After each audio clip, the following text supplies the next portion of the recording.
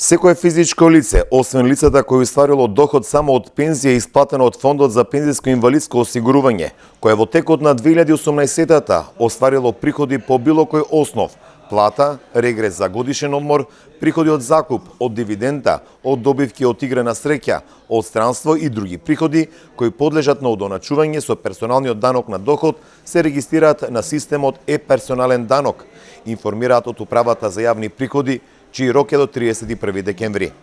Оттаму истакнуваат дека вработените од оваа институција со своите мобилни екипи можат да вршат регистрација и во самите организации и здруженија.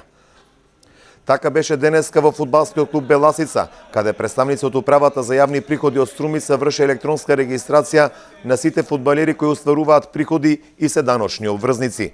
Постапката за регистрација во системот на е-персонален данок се врши само еднаш, со што граѓаните немаат обврска да поднесуваат годишна даночна пријава во хартиена форма, како во изминатите години до 15 март тековно за изминатата година.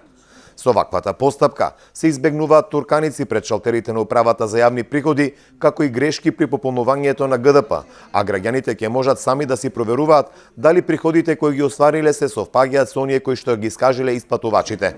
До сега на ниво на регионалната дирекција на Управата за јавни приходи се регистрирани околу 42.000 граѓани. Од Управата за јавни приходи истакнуваат дека регистрацијата се врши до 31 декември оваа година.